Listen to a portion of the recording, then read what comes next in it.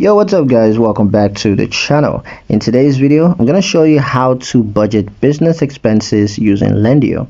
It's going to be a quick one. We're not going to waste too much time on this topic. Just going to give you guys a very quick step-by-step guide on how to get this done. So let's get into it.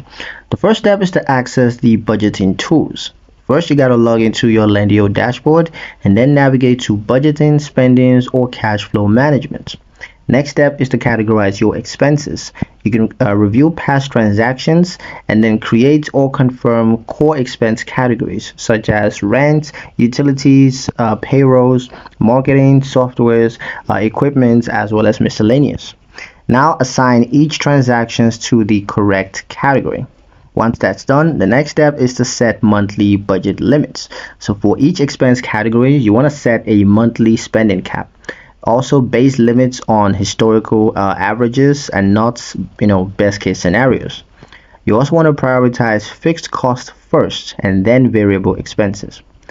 Next step is to enable budget tracking. So you can go ahead and turn on real-time tracking for each categories, and you also want to ensure alerts or warnings are enabled for in case of overspendings.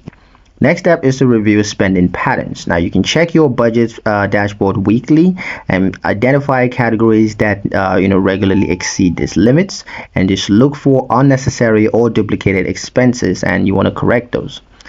The next is to adjust budget as needed. So you want to reallocate funds for underused categories. You can also increase budgets only when higher spending directly supports your growth. You can also keep at least one category labeled discretionary for flexibility.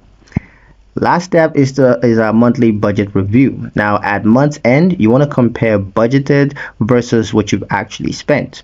You also want to update next month's budget based on the real data, and also archive old budgets to keep track long-term trends.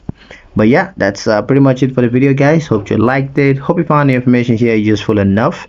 If you did, like, share and subscribe for more helpful tutorials, and I'll see you guys in the next one.